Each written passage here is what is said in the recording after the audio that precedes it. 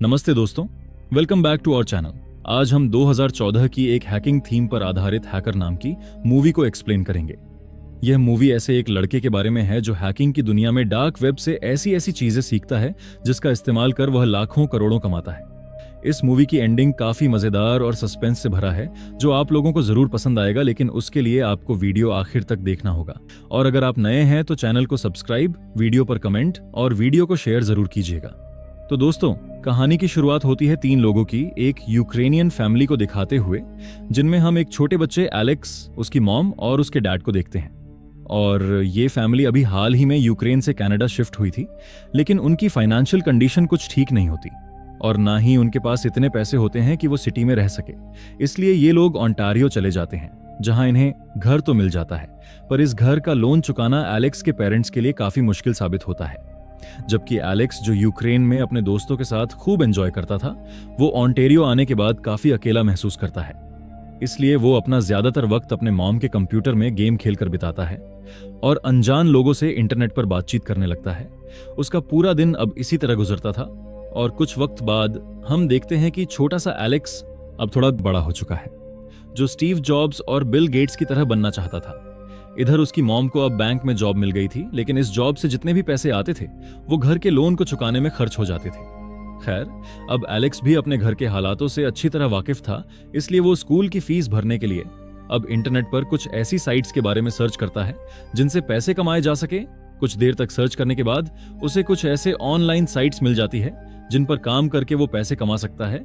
अब कुछ दिन बाद उन ऑनलाइन साइट्स में काम करके एलेक्स अपनी जिंदगी में पहली बार $140 कमाता है, जिसे देख वो काफी खुश होता है। इन पैसों के बारे में उसके मॉम डैड को पता न चल जाए, इसलिए वो उन्हें एक बॉक्स में छुपा देता है और ज्यादा पैसे कमाने के लिए लगातार ऑनलाइन साइट्स का सहारा लेने लगता है। इसी तरह वक्त बीतता है और अब एलेक्स कंप्यूटर के मामले में बहुत ज्यादा होशियार बन चुका था, लेकिन एक चीज जो अब भी नहीं बदली थी वो था उसके पेरेंट्स का लड़ना। वो दोनों आज भी बात बात पर उसी तरह लड़ते हैं जैसे पहले लड़ते थे। हालांकि एलेक्स को यह सब बिल्कुल अच्छा नहीं लगता था, पर वो फिर भी अपने पेरेंट्स से कुछ नहीं कहता। इसी दौरान एक दिन जब वो शाम को अपने घर आता है तो देखता है कि उसकी मॉम बहुत ज्यादा परेशान है और वो लगातार रो रही है। ये देख एलेक्स उनके पास जाकर उनसे रोने की वजह पूछता है। तब वो उसे बताती है कि उन्हें जॉब से निकाल दिया गया है और अगर उन्होंने घर का लोन पे नहीं किया तो उन्हें घर से भी निकाल दिया जाएगा। वो ये सुनते ही अपने कमरे में जाता है और जितने भी पैसे उसने ऑनलाइन साइट से कमाए थे उन्हें अपनी मॉम के हवाले कर देता है। इतने सारे पैसे देख एलेक्स की मॉम हैरान रह जाती है और वो उससे पूछती है कि क्या ये पैसे तुमने चोरी किए हैं? इस पर वो जवाब देते हुए कहता है कि ये पैसे मैंने अपने कॉलेज की फीस के लिए जमा किए थे, लेकिन अब इनकी जरूरत आपको ज्यादा है। मैं दोबारा कुछ न कुछ करके पैसों का इंतजाम कर लूंगा। इतना कहने के बाद वो उन्हें गले लगाता है और यहां से अपने रूम में चला जाता है, जिसके बाद हम एलेक्स को काफी मायूस देखते हैं। उसने भले ही अपनी मॉम की परेशानी को दूर करने के लिए उन्हें अपनी सारी सेविंग्स दे दी थी, लेकिन वो कहीं ना कहीं ये बात सोचकर काफी परेशान था कि वो दोबारा पैसे जमा कैसे करेगा। तभी उसकी नजर अपने कंप्यूटर पर पड़ती है और वो जल्दी से उस पर डार्क वेब के बारे में सर्च करता है। दरअसल डार्क वेब एक ऑनलाइन क्रिमिनल ऑर्गेनाइजेशन है जो गवर्नमेंट और बैंक्स जैसी बड़े बड़े इंस्टीट्यूशंस के वेबसाइट को हैक करता है। दूसरे लफ्जों में कहे तो डार्क वेब इंटरनेट की एक ऐसी दुनिया है जहां सारे गलत काम होते हैं। यहां कोई भी किसी को ट्रेस नहीं कर सकता। इसलिए अब एलेक्स पैसे कमाने की चाहत में डार्क वेब पर अपना अकाउंट बनाने का फैसला करता है और जब ग्रुप में ज्वाइन होने की कोशिश करता है तो पहले उसे एक इलीगल काम करने के लिए कहा जाता है, जिसमें एलेक्स को किसी के क्रेडिट कार्ड का नंबर चुराना था। अब यह सुनते ही एलेक्स के जहन में जेरी का ख्याल आता है, जो कि उसी के कॉलेज में पढ़ता है और बहुत ही ज्यादा एरोगेंट और हर किसी को बुली करता है। इसलिए एलेक्स अपना पहला विक्टिम जेरी को ही बनाने का फैसला करता है। अब एलेक्स एक फेक सप्लीमेंट की सिंपल वेबसाइट बनाता है और सप्लीमेंट के प्राइस को काफी कम रख देता है, क्योंकि वो अच्छे से जानता था कि जेरी सप्लीमेंट का यूज करता है। इधर जब जेरी इस वेबसाइट पर इतने सस्ते दामों में सप्लीमेंट को देखता है तो वो अपने पिता के क्रेडिट कार्ड से उन्हें फौरन खरीद लेता है, जिसके बाद एलेक्स उस क्रेडिट कार्ड की डिटेल्स डार्क वेब के एक मेंबर के साथ शेयर कर देता है, जिस वजह से उसका रैंक स्टेटस थोड़ा ऊपर आ जाता है और उसे एक सोल्जर का दर्जा दे दिया जाता है, यानी वो अब डार्क वेब पर मौजूद कुछ चीजों का इस्तेमाल कर सकता है। फिर इसके बाद वो डार्क वेब के एक मेंबर रॉबर्ट से जल्दी पैसे कमाने के तरीकों के बारे में पूछता है। तब वो उसे वार्निंग देते हुए कहता है कि वो उसकी मदद करने के लिए तैयार है, लेकिन अगर एलेक्स पकड़ा गया तो पूरी जिम्मेदारी उसी की होगी। इस बात पर एलेक्स भी राजी हो जाता है, जिसके बाद रॉबर्ट उसे 2 लैपटॉप कुरियर करता है और उससे कहता है कि इन दोनों लैपटॉप को बेच देना और इन्हें बेचकर जो भी पैसे आएंगे उन्हें हम आधा आधा बांट लेंगे। इसके बाद एलेक्स अगले दिन ही उन लैपटॉप्स को सेल कर देता है और रॉबर्ट का हिस्सा उसे दे देता है, जबकि वो अपने मुनाफे में से एक नया लैपटॉप खरीद लेता है। इसके बाद रॉबर्ट आए दिन फोन, ज्वेलरी, लैपटॉप एलेक्स को भेजना शुरू कर देता है, जिन्हें वो दूसरों के क्रेडिट कार्ड से खरीदता था और फिर एलेक्स के पास बेचने के लिए भेज दिया करता था, ताकि दोनों की खूब कमाई हो सके। एलेक्स साथ में उन शॉपिंग वेबसाइट को भी हैक करता है जिन्हें हैक करना आसान है, और वहां की क्रेडिट कार्ड की इंफॉर्मेशन को वो डार्क वेब पे बेच देता है। इस तरह सिर्फ 2 हफ्तों में ही अपनी स्कूल की फीस के लिए एलेक्स $30,000 कमा लिया। अब एलेक्स को उस छोटे से शहर में रहकर उसके लिए इतनी महंगी चीजें बेचना लगभग नामुमकिन साबित हो रहा था, क्योंकि वहां के लोग इतनी महंगी चीज खरीद ही नहीं पा रहे थे। इसलिए वो किसी दूसरे शहर में जाने के बारे में सोचता है और अपने पेरेंट्स से झूठ बोलते हुए कहता है कि वो अपनी पढ़ाई पूरी करने के लिए टोरंटो जाना चाहता है, जिसके लिए एलेक्स के मॉम डैड भी मान जाते हैं। और अगले ही दिन एलेक्स टोरंटो आ जाता है। वहां पर एलेक्स फेक क्रेडिट कार्ड से खरीदी हुई रोलेक्स वॉचेस एक दुकान पे बेचने की कोशिश करता है, लेकिन कोई भी दुकानदार खरीदने के लिए तैयार नहीं होता। पर एक बंदा उसके पीछे आता है जो उस दुकान में एलेक्स को देख रहा था। एलेक्स और भी दुकानों में बेचने की कोशिश करता है, पर वो बेच नहीं पाता। तभी वो बंदा उसे बोलता है जो उसका पीछा कर रहा था, मैं तुमसे उन घड़ियों के बारे में बात करना चाहता हूं जो तुम्हारे पास है। मैं इन घड़ियों को $30,000 में बेच सकता हूं, पर मुझे 30% कमीशन चाहिए। और एलेक्स मान जाता है और वो बंदा उन घड़ियों को $35,000 में बेच देता है।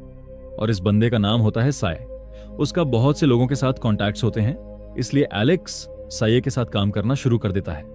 2 महीने में साई और एलेक्स करीब $60,000 कमा लेते हैं, जिनमें से आधे पैसे एलेक्स अपने पेरेंट्स को भेज देता है। लेकिन कुछ टाइम बाद ही एलेक्स को इस बात का एहसास हो जाता है कि वो ये छोटे मोटे काम करके जल्दी पैसे नहीं बना सकता है। इसलिए वो अब कुछ नया और बड़ा करने के बारे में सोचता है और साई से कहता है कि अगर हम किसी तरह करप्ट बैंकर्स के क्रेडिट कार्ड की डिटेल्स को हासिल कर ले तो हम बहुत सारे पैसे कमा सकते हैं। इस पर साई उसे बताता है कि उनके वॉलेट हाईली प्रोटेक्टेड है, लेकिन हम ऐसे लोगों के जरिए उन तक पहुंच सकते हैं जो उन्हें रोज अपनी सर्विस देते हैं। इसके बाद सई अपने सभी दोस्तों से बात करता है, जिनमें कोई वेटर, कोई बार्बर तो कोई मसाजर था, और ये लोग साई को उन बैंकर्स के क्रेडिट कार्ड की डिटेल्स दे देते हैं जो गलत तरीके से पैसे कमाते थे।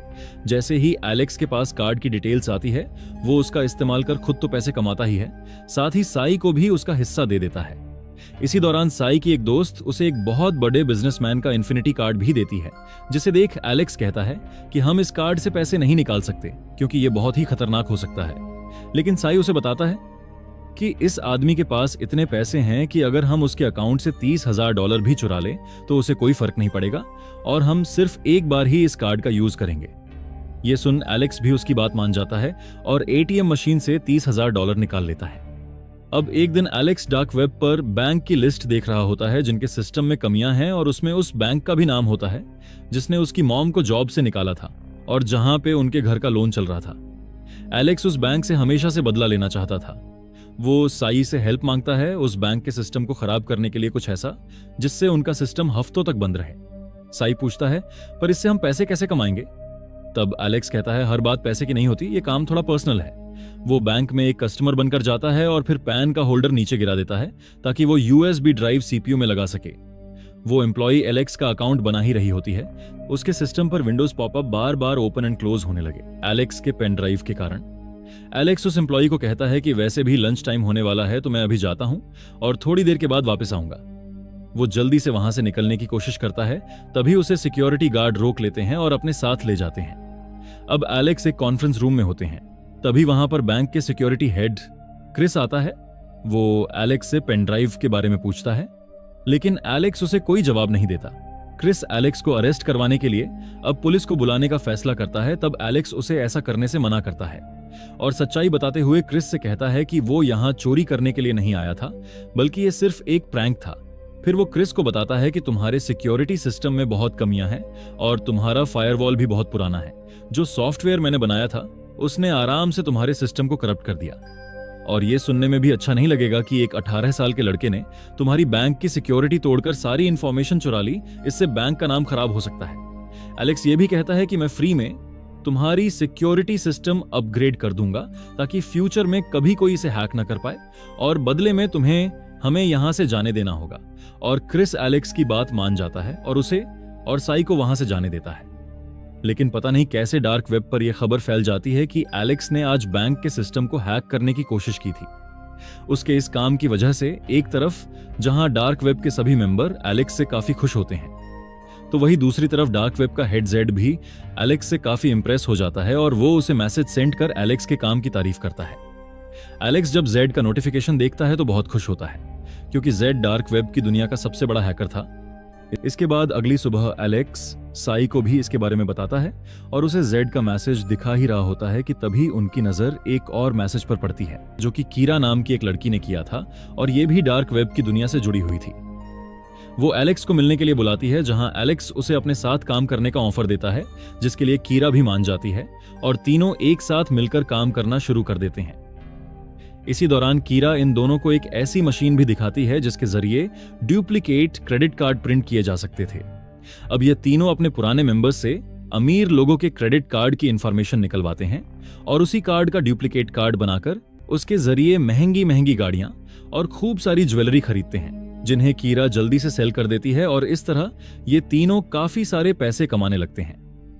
अपने कमाए हुए पैसों को वो लोग बिटकॉइन के रूप में अपने डिजिटल वॉलेट में रखते हैं, जिसे बिटकॉइन या दूसरे क्रिप्टो करेंसी को स्टोर करने के लिए इस्तेमाल किया जाता है। बिटकॉइन जो कि एक ऐसी करेंसी है जिसे नॉर्मल करेंसी की तरह ट्रेस नहीं किया जा सकता और इसलिए दुनिया के तमाम इलीगल कामों के लिए बिटकॉइन का इस्तेमाल किया जाता है। खैर, अब इसी तरह वह लोग चीजों को खरीदकर और बेचकर बहुत सारा पैसा जमा कर लेते हैं, जबकि बायर्स को लाने का काम कीरा की जिम्मेदारी थी। लेकिन उन्हें यह नहीं पता था कि वो बायर्स लाती कहां से हैं। और जब यही सवाल वो दोनों उससे पूछते हैं तब वो उन्हें अपने एक अंकल के बारे में बताती है जो उसके लिए बायर्स को ढूंढते हैं। पर साई को उसकी बात पर यकीन नहीं होता। वो एलेक्स से कहता है कि जब ये अपने अंकल के साथ मिलकर इस काम को कर सकती है तो फिर इसे हमारी जरूरत क्यों है। लेकिन एलेक्स उसकी बात पर ज्यादा ध्यान नहीं देता। इसके बाद हम कीरा को एक और बड़ी डील करते हुए देखते हैं, पर इस बार साई उससे क्लाइंट की डिटेल्स मांगता है, जिस पर उन तीनों के बीच बहस होना शुरू हो जाती है। ये देख क्लाइंट, जो असल में एक गैंगस्टर था, वो अपनी गन निकालकर उन लोगों पर तान देता है और वार्निंग देते हुए कहते हैं कि आज के बाद अगर तुम तीनों में से किसी ने यहां अपना सामान बेचा तो हम तुम्हें जान से मार देंगे। जिस वजह से अब ये तीनों हांगकांग शिफ्ट हो जाते हैं और ये आइडिया भी इन्हें कीरा ने ही दिया था। हांगकांग आने के बाद ये नकली क्रेडिट कार्ड का यूज करके दोबारा शॉपिंग करना शुरू कर देते हैं, लेकिन कई बार उन्हें अपने पकड़े जाने का भी डर सताता है। लेकिन फिर भी ये तीनों बाज नहीं आते और अलग अलग जगहों पर जाकर सामान खरीदते और बेचते रहते हैं। पर एक रात साई और एलेक्स को पुलिस अरेस्ट कर लेती है। दरअसल ये तीनों एक नाइट क्लब में आए हुए थे, जहां साई की एक लड़के के साथ बहस हो जाती है और फिर पुलिस एलेक्स और साई को अरेस्ट कर अपने साथ पुलिस स्टेशन ले जाती है। लेकिन कीरा अपने अंकल की हेल्प से इन दोनों को आजाद करा देती है। अब अगले दिन साई उन दोनों के पास आकर उनसे माफी मांगता है, साथ ही काफी सारे पैसे भी दिखाता है। जब एलेक्स उससे इन पैसों के बारे में पूछता है तब वो एलेक्स को वही इन्फिनिटी कार्ड दिखाता है जिसके बारे में इन्होंने डिसाइड किया था कि ये इसे एक बार ही यूज करेंगे। लेकिन साई ने इस कार्ड का इस्तेमाल करके बहुत सारी चीजों को खरीदा था और फिर उन्हें सेल करके ये पैसे कमाए थे। ये बात जानकर एलेक्स काफी नाराज होता है और साई पर गुस्सा करने लगता है, लेकिन साई उसे समझाते हुए कहता है कि डरने की कोई बात नहीं है। मैं वहां अपना गेटअप चेंज करके गया था, लेकिन एलेक्स को डर था कि कहीं पुलिस इन्हें ट्रेस न कर ले। इसी बात पर दोनों के बीच बहस हो जाती है और एलेक्स साई को वापस टोरंटो जाने के लिए कह देता है। लेकिन उसके जाने के बाद एलेक्स को अपनी गलती का एहसास होता है, पर तब तक काफी देर हो चुकी थी। इसके बाद हम एलेक्स और कीरा को हांगकांग के अलग अलग एटीएम से करीब $2.3 मिलियन चुराते हुए देखते हैं और हर एटीएम पर यह डार्क वेब का कार्ड रख देते हैं। कुछ ही देर में यह खबर न्यूज चैनल में आ जाती है, जिसमें बताया जाता है कि जेड नाम के हैकर ने इस चोरी की जिम्मेदारी ली है, जिसे देख एलेक्स और कीरा काफी खुश होते हैं। अब कीरा फैसला करती है कि वो इस काम को और नहीं करेगी, क्योंकि उसके पास बहुत पैसे जमा हो चुके हैं जिनके जरिए वो एक अच्छी लाइफ जी सकती है। लेकिन एलेक्स ऐसा करने से मना करता है। इसी दौरान एलेक्स के पास जेड का मैसेज आता है, जो उन्हें उस काम के लिए शाबाशी देता है और एलेक्स को डार्क वेब का अंडर बॉस बना देता है। ये देख एलेक्स जेड से मिलने की ख्वाहिश जाहिर करता है और उसे एक ऐसी प्लान के बारे में बताता है जिससे वो दोनों $1 बिलियन कमा सकते हैं। जिसके बाद जेड एलेक्स से मिलने के लिए तैयार हो जाता है और उन्हें कल एक लोकेशन पर आने के लिए कहता है। अगले दिन ये दोनों जेड की बताई हुई जगह पर पहुंच जाते हैं, लेकिन जब उसे देखते हैं तो एकदम हैरान रह जाते हैं क्योंकि जेड व्हीलचेयर पर बैठा हुआ था और उसका चेहरा पूरी तरह से जला हुआ था। वो उन दोनों से इनकी प्लान के बारे में पूछता है, साथ ही वार्निंग देते हुए कहता है कि अगर एलेक्स ने जरा भी गलती की तो उसे और उसके परिवार को मार दिया जाएगा। जिसके बाद एलेक्स उसे अपना प्लान बताकर कीरा को लेकर वहां से निकल जाता है। इसी दौरान उसके पास साई का कॉल आता है जो उससे माफी मांगते हुए कहता है कि मैं हांगकांग वापस आ चुका हूं और होटल के रूम में तुम्हारा इंतजार कर रहा हूं। ये सुन एलेक्स भी उससे मिलने के लिए राजी हो जाता है, लेकिन जब वो होटल में पहुंचता है तो यहां उसे साई की लाश मिलती है, जिसे देख वो समझ जाता है कि ये काम उसी बिजनेसमैन का है जिसके इन्फिनिटी कार्ड को साई ने यूज किया था। हालांकि पहले ट्रांजैक्शन के वक्त उसे कुछ पता नहीं लगा था, लेकिन जब एसआई ने दूसरा ट्रांजैक्शन किया तो उसने साई को ट्रेस कर लिया और उसे मरवा दिया। हालांकि उसकी मौत से एलेक्स को काफी दुख होता है, लेकिन वो अब भी जेड के साथ अपने प्लान को अंजाम देना चाहता था। इधर हम जेड को देखते हैं जो अपनी स्क्रीन पर शेयर मार्केट के हाल को देख रहा था। वो अपने ब्रोकर को स्टॉक्स पर शॉर्ट पोजीशन बनाने के लिए कहता है, वह भी 100% लेवरेज के साथ। तब उसका ब्रोकर उसे कहता है, अगर हम 100% लेवरेज के साथ स्टॉक्स को शॉर्ट करते हैं तो मार्केट का क्रैश होना जरूरी है, नहीं तो हम बर्बाद हो जाएंगे। तब जेड उसे बोलता है, जैसा तुम्हें कहा गया है वैसा करो। दोस्तों, स्टॉक मार्केट में लेवरेज का मतलब है जहां भी आपका ट्रेडिंग अकाउंट है वो ब्रोकर से आप पैसा उधार ले सकते हो। मतलब अगर आप 1000 रुपए इन्वेस्ट करते हैं और आपके पास 20 गुना लेवरेज है, यानी आपके लगाए हुए पैसों पर आपका ब्रोकर 20% उधार देता है, तो आप 20,000 रुपए के साथ ट्रेडिंग कर सकते हैं। और मान लीजिए अगर बाजार आपके अगेंस्ट 6% चला जाता है तो आपकी पोजीशन 1200 6% इंटू 20,000 रुपए कम हो जाती है। क्योंकि आपका शुरुआती निवेश 1000 रुपए था, इसलिए न सिर्फ आप अपना सारा पैसा गवा देंगे बल्कि अब आप पर 200 रुपए का कर्ज भी हो जाता है। और ठीक इसका उल्टा, अगर मार्केट आपके हिसाब से चला जाता है तो ठीक उसी हिसाब से आपको प्रॉफिट भी होगा। यही बात वो ब्रोकर जेड को समझाता है। खैर, अब एलेक्स, कीरा और उनके साथ वाले लोग फेडरल रिजर्व बैंक के चेयरमैन की लोकेशन को मॉनिटर कर रहे होते हैं। तभी चेयरमैन को कोई गोली मार देता है और उसी वक्त एलेक्स, कीरा और उनके साथ वाले लोग सभी जगह न्यूज फैला देते हैं कि फेडरल रिजर्व का चेयरमैन मारा गया। थोड़ी देर में ये न्यूज सब जगह फैल जाती है और स्टॉक मार्केट में पैनिक का माहौल क्रिएट हो जाता है। ये देख बड़े बड़े इन्वेस्टर्स अपना सारा पैसा स्टॉक मार्केट से निकालने लगते हैं, जिससे मार्केट क्रैश हो जाता है, जिस वजह से जेड को $1 बिलियन का मुनाफा होता है। वहीं दूसरी ओर रियल चेयरमैन को देखते हैं जो कि असल में जंगल में शिकार कर रहा था कि तभी उन्हें फोन पर बताया जाता है कि आपकी मौत की झूठी खबर पूरी दुनिया में फैल चुकी है। ये सुन चेयरमैन को कुछ भी समझ नहीं आता। दरअसल जिस चेयरमैन को गोली मारी थी वो एक बहरूपिया था जिसे चेयरमैन का गेटअप दे दिया गया था, और ये पूरा प्लान एलेक्स का था ताकि उसकी मौत की खबर से मार्केट क्रैश हो जाए और ये लोग करोड़ों रुपए कमा सके। अब अपने प्लान को अंजाम देने के बाद एलेक्स और कीरा वहां से निकलने लगते हैं, लेकिन तभी उनके पास 2 आदमी आते हैं जो इन दोनों को बेहोश कर अपने साथ ले जाते हैं। और जब एलेक्स को होश आता है तो वो सबसे पहले कीरा के बारे में पूछता है, लेकिन उसे कोई जवाब नहीं मिलता। इसी दौरान एक आदमी के पास किसी का फोन आता है जो उसे एलेक्स को छोड़ने के लिए कहता है। ये सुनते ही वो एलेक्स को बेहोशी का इंजेक्शन लगाकर वहां से चले जाते हैं। और जब एलेक्स की आंख खुलती है तो यहां ना तो कीरा होती है और ना ही उसका सामान। ये देख वो बहुत ज्यादा परेशान हो जाता है और कीरा की तलाश में बैंकॉक जाने का फैसला करता है, क्योंकि वो हमेशा से वही जाना चाहती थी। एलेक्स वहां कीरा को काफी तलाश करता है, साथ ही उसकी पसंदीदा लोकेशन पर भी जाता है, इस उम्मीद में कि शायद वो कहीं मिल जाए, लेकिन ऐसा नहीं होता। थक हार कर एलेक्स अब साइबर कैफे पहुंच जाता है, जहां वो डार्क वेब की वेबसाइट को ओपन करने की कोशिश करता है, लेकिन वो अब ब्लॉक हो चुकी थी और जेड को भी पुलिस ने अरेस्ट कर लिया था। साथ ही न्यूज में कीरा के मरने की खबर दिखाई जाती है। एलेक्स को समझ नहीं आता कि आखिर ये सब हुआ कैसे। उसे लगता है कि कीरा की वेबसाइट पर जरूर कुछ क्लू मिल सकता है, इसलिए वो जैसे ही पेज को ओपन करता है उसी वक्त साइबर कैफे का मालिक फेक क्रेडिट कार्ड यूज करने के जुर्म में एलेक्स को पुलिस के हवाले कर देती है, जहां वो करीब 2 साल तक रहता है। और 2 साल बाद जब बाहर आता है तो कीरा उससे मिलने के लिए आती है। और यहां पर आती है कहानी में ट्विस्ट। अब कीरा एलेक्स को पूरी कहानी समझाते हुए अपने अंकल के बारे में बताती है और हम उसके अंकल को देखते हैं जो कोई और नहीं बल्कि क्रिस था, जिसने एलेक्स से बैंक में बात की थी। कीरा पहले से ही जेल में सजा काट रही थी और क्रिस उसके पास आकर उसे ऑफर देता है अगर वो उसके साथ काम करेगी तो उस पे लगे सारे चार्जेस हट जाएंगे, जिसके लिए वो मान जाती है। फिर क्रिस पूरा सेटअप तैयार करता है ताकि कीरा एलेक्स से मिल सके। सारे बायर्स, पैसे, सब क्रिस का सेटअप होता है ताकि एलेक्स और साई को कीरा पे विश्वास हो और क्रिस के कहने पर ही कीरा एलेक्स को हांगकांग लेकर आती है और एटीएम वाला स्कैम करती है ताकि वो लोग जेड की नजरों में आए, क्योंकि क्रिस को पता था कि जेड भी हांगकांग में है और वो एफबीआई के साथ मिलकर जेड को अरेस्ट करना चाहता था।